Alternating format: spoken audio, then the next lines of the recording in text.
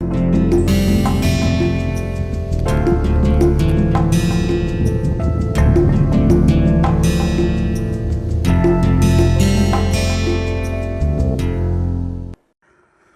in today's lecture I will be dealing with the tissue engineering aspect. The first this is like a textbook type of definition. The tissue engineering, the way it is defined, it is the application and principles and methods of engineering and the sciences. So, engineering means it is mostly the biological engineering as well as little bit of the material science. Okay. Biological engineering is already there in the life sciences section. So, life sciences means it is essentially pure biology. Biological and engineering means mostly that engineering disciplines like mechanical engineering, material science, etc., towards a fundamental understanding of the structure function relationship in normal and pathological mammalian tissue and the development of biological substitutes to restore, maintain and improve tissue function. Now, let me explain it little bit more. So, if you remember correctly, in the typical material science, the fundamental concept is to understand the structure property relationship in different metals, ceramics and polymers as well as composites. So, similarly tissue engineering means you apply the fundamental concepts of engineering that can be either material science and engineering or mechanical engineering or chemical engineering, and life sciences, that means mostly biological approach. And why you are trying to apply the principles of these two disciplines?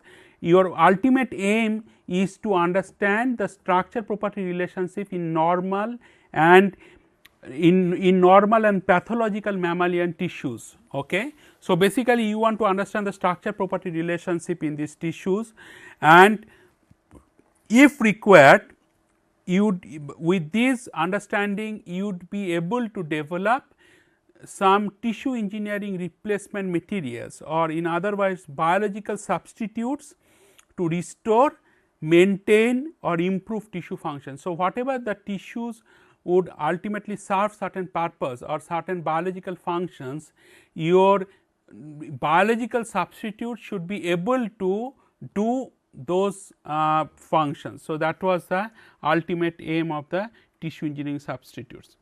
Now, alternative discipline that they have proposed, the tissue engineering can be defined as the application of biological, chemical and engineering principles. So, as I said that engineering discipline means it also contains that material science, chemical engineering, etc. So, essentially here it has been defined as the application of biological, chemical and engineering principles towards the repair, restoration and regeneration of improved tissue using biomaterials, cells and growth factors either alone or in combination. That means, this tissue engineering essentially has been defined as the application of the different engineering disciplines principles towards the repair, restoration and regeneration of the injured tissues. So, basically you can repair the injured tissues as well as you restore the normal functions of those tissues in that implanted area. Now, how you can do? You can use the biomaterials, you can combine use the biomaterials, cells and growth factors. So, these three things if you combine together, then you can actually you would be able to restore and repair the normal tissue functions. So, this is the biological architecture of human tissues and organs. So, if you see, it starts with the fertilized ovum, then in the cell division process and cell growth you are actually replicating the cells. So, you starts with the mother cell, that is fertilized ovum, then it goes to two daughter cells. Now, these two daughter cells in the cellular lineage, then it will be also differentiate or it will be also divided into multiple cells. Now, then cell differentiation means like it involves the changes in gene expression, or it will be transformed from one type of cell to another type of cell. And if you follow this kind of lineage, then you will see there are four types of cells. One is the epithelial cell, another one is connective tissue cells, third one is a nervous cell, fourth one is a muscle cell. And if you combine these four, then you can find that they will form a tissue and finally an organ, and this organ you are talking about, that is that organ system here, urinary system, or organ is a kidney or nephron for example. So, what I am trying to say here that cells are at the very base level, on that cells you form tissues and self organized tissues that will form the organs. So, cells, tissues, organs. So, this is the hierarchical structure of the biological system. So, there are 10 major organ systems in human body. They perform different major physiological functions such as respiration, digestion, etc. And each organ contains many repeating functional units including a number of tissues like epithelial, connective, nerve tissue, muscle tissue. And for example, circulation system is made up of blood vessels like blood circulation system, which deliver continuous blood flow to each of the functional unit. Now, here is the different cell types in different tissues like epithelia. Epithelia has this absorptive type of tissue like intestine, then secondary cells like planet, beta cell, hepatocyte, etc. Connective tissue is the fibroblast, osteoblast, that is bone tissue, adipose cells, chondrocyte, that is the cartilage tissue, endothelial cells, that is the blood vessels. Nervous tissue, they have different type of cells again, neurons, glial cells, Schwann cells, etc., etc. Blood, you have the RBC, you have these lymphocytes, immune system, you have the monocytes, macrophages, etc. Muscle cells, you have a skeletal, cardiac cells as well as smooth cells, and then you have different cells like sensory cells like hair cells, rod cells, etc., etc. Now, different tissues, they perform different type of functions, because as I have explained to you that in a typically tissue engineering means that essentially you are trying to understand the structure property relationship with different tissues, and thereafter you will apply the concepts of engineering principles to develop biological substitutes, so that it will perform its normal function or restore its normal function of that damaged tissues. Now, therefore, you have to understand that what are the different tissues, and these different tissues what are the functions they perform. One is the epithelial tissue that provides covering, like characterized by the cell shape and then number of layers. You have the connective tissue that provides support. Now, this support is actually kind of different supports, like offer mechanical support like bones, ligaments. Now, if you remember correctly, bones and ligaments, they have very good mechanical properties and originate from the mesoderm, middle layer of the embryo. So, these offer mechanical, so the connective tissues therefore are important because they provide mechanical support. Muscular tissue that provides movement, like responsible for movement like walking, like muscular tissue is also improved for there are 3 types of muscular tissue. One is the skeletal tissue, one is the cardiac tissue, one is the smooth tissue. Then you have called nervous tissue that controls most of the things, like it controls body functions by nervous organs like brain, spinal cord, etc. So, if nervous tissues they are injured, then that will lead to the major deterioration of the body function, as you understand, like if brain cannot work, if the spinal cord cannot work, then that will cause severe problem. Now, these are some clinically relevant tissues by relevant numbers. Now, typically the cell densities per milliliter is type of 1 to 3 billion, that is 10 to the power 9 order cells per milliliter. And if a volume, if you consider that 50 kg of human, that volume is kind of 50,000 milliliter. So, in the 50,000 milliliter, how many cells that will be contained? That is why it has been saying that the human body consists of 50,000 multiplied by 1 to 3 billion cells, and that is roughly around 10 to the power 14 cells. Now, the more the body weight, more is the number of cells. For a child, when the body weight is let us say 3 kg or 4 kg, then you can see that it will be like let us say 1 order of magnitude less, let us say 10 to the power 13 number of cells. Whether if a person whose weight is 100 kg, then you will see that at least 2 times higher than that of the 2 into 10 to the power 14 type number of cells. So, 10 to the power 14 is the typical order of magnitude, that is the number of cells they are present in the body, and 10 to the power 14 number of cells, you can understand that also not a single type, that is also different types of cells those are present inside the human body. So, it is, as I said earlier, that it is not the magnitude, but it is the order of magnitude which is important, and what the student should remember, that what is the order of magnitude, that is the number of cells that should be present in the human body.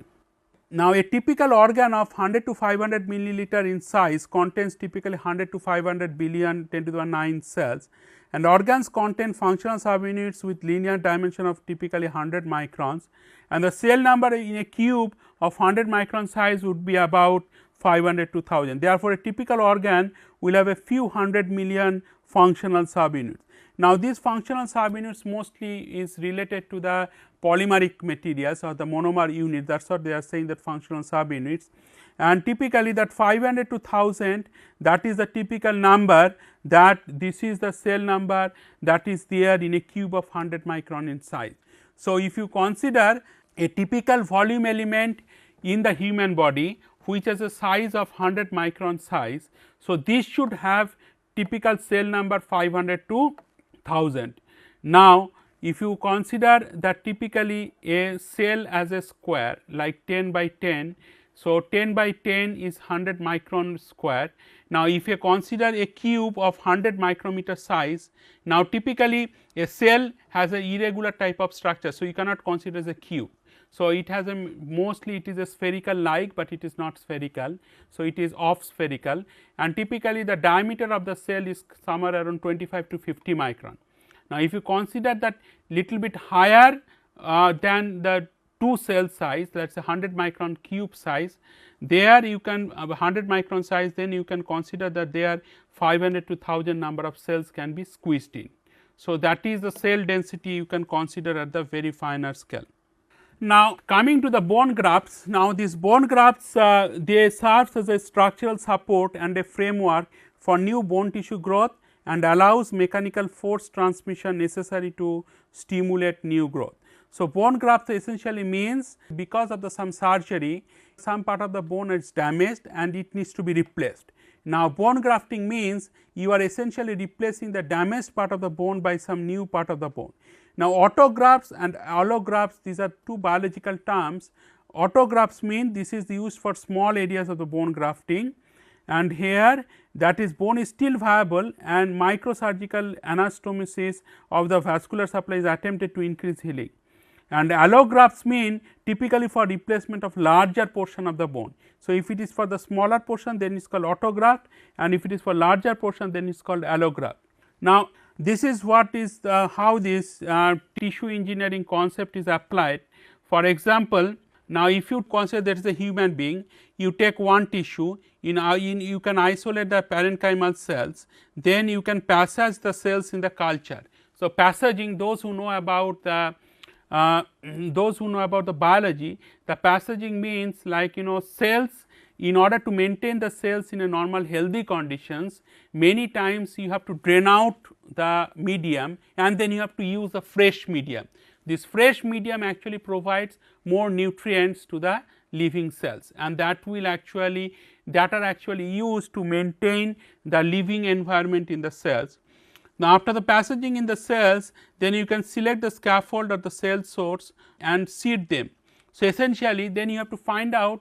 So, if you remember the definition of tissue engineering, whenever you want to develop some biological substitutes in a damaged tissue, then you require a biomaterial, you require cells, and you require growth factor. That is the three things. Now, you have at the stage C, you have the cells, then you require the biomaterial, and this biomaterial is typically, let us say, polymeric scaffold. So, you get this polymeric scaffold, you seed the cells on this polymeric scaffold, and then you can graft them at the sites that where it is required. So, you start with that cells from particular organ, then you go to this biomaterial and you seed them. Then after seeding, you get the tissue engineering substrate, tissue substitute residue, then you implant it. Now, similar things you do it here, as you can see here, that this is a donor. Donor can be one human being, recipient can be another human being, and this recipient is that unrelated to the donor. That means they do not have any blood relation. Now, what you see here, that is a graft site. So, from that, let us say you take some skin out of this graft. So, skin graft, then you do some cell culture, and then after the cell culture you can separate the fibroblast and you can separate the epidermis, and then you can put the cell culture and then biomaterial scaffold. Then if you do it after the scaffold, then you can put it in one place. Now, if it is not rejected, that means okay, then you can keep this at that place. But then what has been shown in this slide particularly, that you have this skin graft, okay, and then if you use the skin graft intact, that means without culturing and without seeding on the scaffold, then you can put it on that particular site and there is a chance that it can be rejected. So, what is saying that you can take this graft from one donor, then you have to extract the cells. Like extract the cells means, tissue means what? Tissue is nothing but the self aggregates or the self organized aggregates of the cells. So, you can always extract the cells from the tissue. Then tissue you have to culture them, you have to passage them like this kind of follow this kind of procedure. After you culture them, you can separate fibroblast and you can separate epidermis. Now, these fresh cell lines you can put it on the biomaterial scaffold, then you can put it in the graft material as another recipient. But the point is that if you do not take out the cells from this graft material, then there are chances that it can be rejected by the recipient. So, if it is rejected, then that will cause lot of in vivo reaction to this substrate. So, tissue repair, that has been defined here as the cell based therapies are a distinct class of therapy that rely on cells as the therapeutic agent to affect a pathological condition. What it means? It means that entire therapy, like whatever you have seen, like that constructing the biological substitutes, that is based on living cells. So, essentially you take a tissue from a donor, you extract the different cell lines whatever you require, like depending on fibroblast cells and other type of cells, and then you use these cells as a therapeutic agent to affect a pathological condition. So, that was the overall idea, and the premise of using living live cells as a therapeutic agent requires the harnessing of the cell's elegant biochemical machinery to perform functions that cannot be mimicked by exogenous drug products or surgical interventions. So, what has been said here, that the premise of using live cells as a therapeutic agent. So, the cells here it is used as a therapeutic agent in this tissue repair or the tissue engineering, and this requires the harnessing of the cell's elegant biochemical machinery. Like every cell has a particular biochemical machinery. For examples, the mitochondria, that is called known as the energy powerhouse, right, and then you have these ribosomes in the cells which are used for the protein synthesis. Then you have the different other Golgi apparatus and other things. So, they perform different kind of biochemical functions. So, all these cytoskeleton, that actin fibers, they provide the mechanical support to the cells. So, those kind of things, this biochemical machinery needs to perform its own functions and it cannot be mimicked. That means, these live cells biochemical machineries, it cannot be replaced or it cannot be mimicked by exogenous drug products. For example, if a patient requires skin graft, you cannot give the patient some kind of drugs which will replace the necessity of having that tissue engineering constructs. Okay. So, essentially it means that this requirement of having the skin grafts cannot be met by having some drugs or by having some medicines, for example, or surgical interventions, and the use of cells replicative ability for cell production and tissue replacement. That means, what is the next sentence that has been said? Like each cell, they have each living cell, they have a DNA and RNA, right, in the nucleus, and they have the unique ability to replicate. If you remember, the fundamental definition of cell has been said that it is a self contained unit which is capable of replicating itself, provided it is given the sufficient nutrients and the environment. Nutrients means cells, like a human being, has to be fed some nutrients, and environment means like it has to be kept always at certain pH level, certain CO2 level and certain temperature. If you increase or decrease these things, then healthy state of the cells that cannot be ensured. Similarly, here what has been saying that why that the question that comes that why do we need to use the living cells in the tissue engineering construct? Why can't we replace these tissue engineering constructs with the help of some innovative drugs? The answer is you cannot replace the need for the tissue engineering constructs with some external agents like drugs or some surgical interventions, because one has to remember the cells have the unique biochemical machineries, like different cellular organelles, they perform different things. Okay? And accordingly those functions cannot be served by some other drugs, that is number one. Number two is that cell has a distinct replicative ability. Replicative ability means cells can replicate himself. Okay. Like one mother cell can give rise to two daughter cells, and each daughter cells can undergo again cell division, mitosis, cytokinesis process, then they can again undergo replication process. That unique replicative capability cannot be met or cannot be provided by any other therapeutic agent. That is why the living cells are used as a good therapeutic agent in this particular case. Okay, tissue repair, they have said that newer cell based therapies that involve significant cellular manipulation in vitro are considered tissue engineered medical products. For example, chondrocytes but cartilage repair.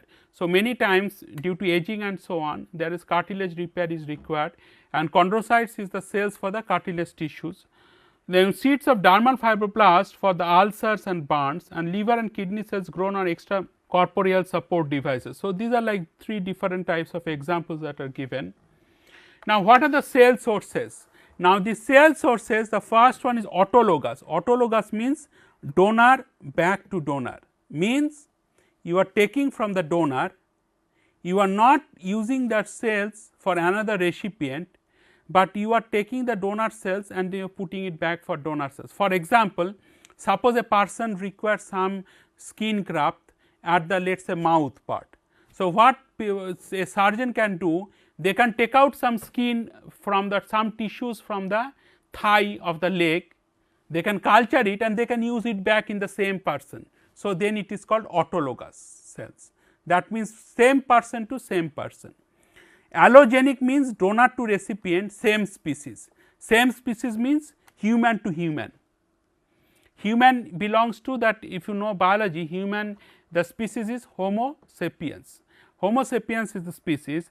Then synergenic means genetically identical donor like homozygous twin.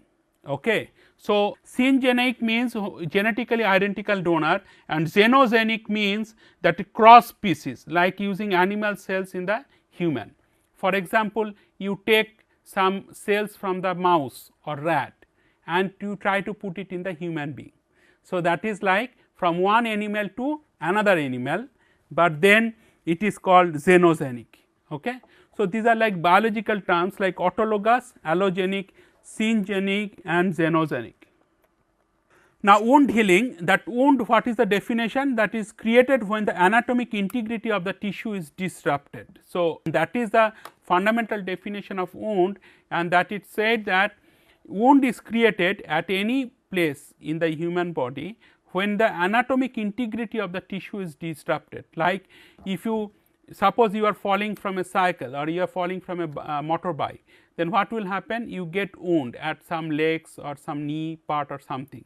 So, locally at that part of the knee or legs, your anatomic integrity of the local tissues are disrupted, and healing means the process whereby the integrity of the tissue is restored. Like then you put some medicine there, or if it is very severe accident, then your actually entire tissues need to be replaced by some skin graft materials, then it is the process is called the healing process. Now, regardless of the nature, type and size of the wound, the healing process almost universal, and healing is a continuous process with distinct phases that overlap. So, what it says that that it does not matter that where you have this wound, either at hand or leg. It also does not matter what is the size of the wound, is it very large wound or is very small wound. The process of the healing is universal.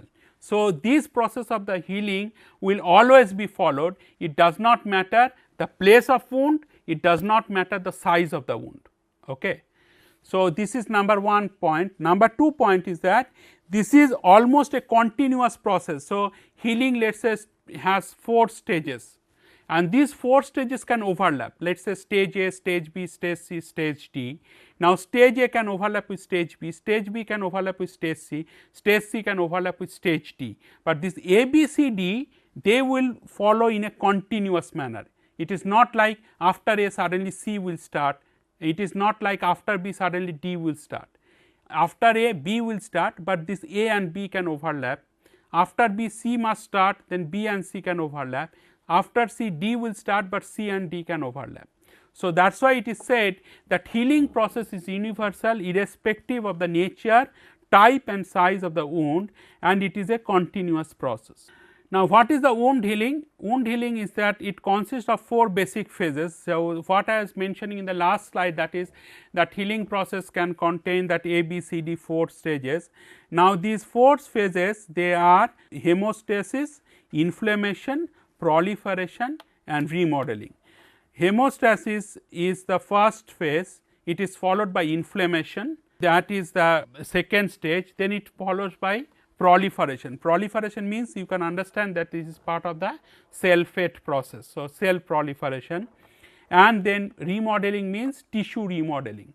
Remodeling means earlier the tissue was in damaged state and now the tissue is coming to a normal functional state. So, that is the process is more or less that can be described as a tissue remodeling. In adults, wound healing process can continue in the remodeling phase for many months. So, basically what is saying that many times depending on the age of the patient, that the tissue remodeling phase can take place for more than 1 month. In embryos, wound healing occurs quicker and without the formation of the fibrotic scar tissues. In embryos, the wound healing process can take place very fast, and in all tissue engineering therapies will invoke the wound healing response. Basically, all tissue engineering therapies, what it means, like therapies means you are again producing the biological substitute to restore the normal healthy function of tissues. So, these all tissue engineering therapies will essentially invoke the wound healing response. So, they will always involve some wound healing response like hemostasis, inflammation, proliferation and remodeling. These 4 stages they must undergo all the tissue engineering constructs. Now, let us go through these stages each one by one. So, the first one is the hemostasis. So, here the platelets means blood platelets they take part. Then fibrin and fibronectin, these are like proteins. So, fibronectin is a protein. Endothelial cells they also take part, and cytokines, and then platelets they are growth factors and cytokines. Then that takes place from seconds to minutes. So, initially you have a wound, within few minutes this hemostasis part takes place, phase takes place. Then comes the inflammation. Inflammation means here the neutrophils, macrophages and then growth factors and proteases they also take part, and that takes part in the case of months to days. So, for few days for example. Then proliferation. Now, proliferation is the place where the fibroblast cells, that is connective tissue cells, and then collagen deposition also take place. So, fibroblast is the very early type of cells which comes in contact during this wound healing process. Epithelial cells and endothelial cells along with growth factors they take part. Then this will be a few weeks. So, from days to weeks. Now, if you see the process, what it says that seconds to minutes means it is quicker, kinetically faster. So, hemostasis process is the very fast process, immediately within the wound, that is the first stage of healing, that is hemostasis. Then inflammation, that little bit slower than the hemostasis process. So, slower in a sense that it takes place till some days. Proliferation, it takes place from days to weeks. Here the fibroblast cells, that is connective tissue cells, epithelial cells and endothelial cells, they take part. And remodeling, you can see the last stage, that is the collagen cross linking. Collagen cross linking means collagen is also, if you remember the structure, the triple helix type of structure collagen, and cross linking means you have the one collagen molecule or collagen fibers and there is another collagen fibers. If some sulfur molecule, sulfur is atom is there, then that will form kind of cross linking between one collagen to another collagen, or there may be some other cross linking agents that is possible use. Then collagen degradation and shear strength and vascularity. Vascularity means there are a lot of network formation through which the blood channels and other things they forms, and that takes place weeks to years. So, kinetically the slowest step is the tissue remodeling, right. Kinetically faster step is the hemostasis process. Is it clear? And then this is the time scale. What is the other thing that you notice that I have mentioned earlier, that hemostasis and inflammation that can overlap. Similarly, inflammation and proliferation that can overlap, and proliferation and remodeling that can overlap. But this is the sequence of events that take place. So, this is number 1, this is the number 2 stage, this is the number 3 stage, and this is the number 4 stage.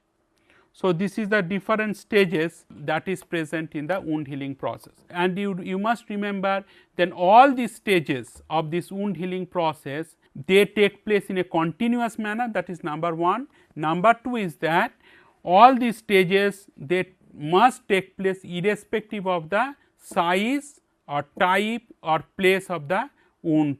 So, this is a definition of the wound healing. What it mentions here, that the wound healing is a complex multicellular process with proliferation, migration, activation, differentiation and apoptosis, with proliferation, migration, activation, differentiation and apoptosis of the constituent cells. So, what has been said here, that wound healing is essentially a complex multicellular process. Multicellular means, as we have seen here, blood platelets, that is also one type of cells, fibroblast cells, endothelial cell, epithelial cells, all these different types of cells they participate. Okay. Then it also involves the proliferation, cell proliferation, right. Migration means cells can walk, cells can crawl. This one, cell differentiation process also takes place. Apoptosis means programmed cell death. So, that is also take place. And then wound healing is a process in which epithelial, endothelial, inflammatory cells, platelets and fibroblasts briefly come together outside the normal domain, interact to restore a semblance of their usual discipline, and having done to resume their normal function. So, this is also another unique definition. What has been mentioned here, that it has been mentioned that different type of cells, they come briefly, briefly means for a shorter time period, they interact with each other, and then they will start, all these groups of different types of cells, they will start performing their own functions. For example, connective tissue, that their function is to give support. Okay. Connective tissue cell lines like like fibroblast cells, like epithelial cells, their function is to cover. Cover means to cover the entire wound site from the outside environment. So, similarly muscle cells, that is smooth cells, that also take part. So, all these cells that come together outside the normal domains, they interact to restore a semblance of their usual disciplines. Disciplines means they perform their own duty, and having done to resume their normal function. This brief interaction essentially leads to the formation of a biological tissue there locally, which can perform its normal function. Okay. Hemostasis, that is seconds to minutes. So, that is the first stage. Here hemostasis means to make the blood be still, and disruption of the normal anatomic structure of a tissue damages blood vessels and cells. So, if you see that whenever you have the wound, immediately it starts bleeding. Bleeding means like it starts bleeds, it bleeds like lot of bloods that will come out. Why? Because blood is flowing through a what? Arteries, right. Now, whenever you have a wound, all the arteries they disrupted, they are fractured. So, bloods will automatically come out, right. It will automatically come out and spill. and because anatomical structure of the tissue damages, a number of cascades are initiated, including the complement cascade and the clotting cascade, and these cascades leads to the subsequent migration of the cells into the wound, formation of fibrin clot and constriction of the leakage vessels. Okay. And platelets are trapped in the matrix and release growth factors. Okay. This means that there are different cascades which are formed, and through these cascades that migration of the different type of cells. For example, in the wound place is now exposed to the normal environment. Now, in the wound area you do not have initially fibroblast cells, endothelial cells, epithelial cells. So, those cells has to be migrated to the wound site. So, if it has to be migrated, then it has to be migrated to some channels. So, these channels are formed. So, biologically these channels are formed, and then through that will enable the transport of the different type of cells to the wound site. And the second thing, that whenever the arteries, blood arteries, they are fractured, some constriction takes place. Constriction means at the damaged side, at the fractured side, some constriction, so that this bleeding is stopped and the blood flow, coming out of the blood, that incident is avoided. Now, inflammation, this phase is described by 4 findings, that is redness, tumor is swelling, heat and dolor is pain. So, patient here actually feels the pain because there is inflammation, and redness is caused by the dilation of the blood vessels. Normally you see that at the point of the wound that there is a dilation of the blood vessels in response to the fact that the end products of the some particular acid pathway is blocked, and swelling is caused by the leakage of plasma proteins through leaky vessels, and local heat is caused by increased blood flow and higher metabolic rates. So, increased blood flow actually can cause to local heat. So, locally at the wound area there you will feel little bit hot compared to other parts of the body.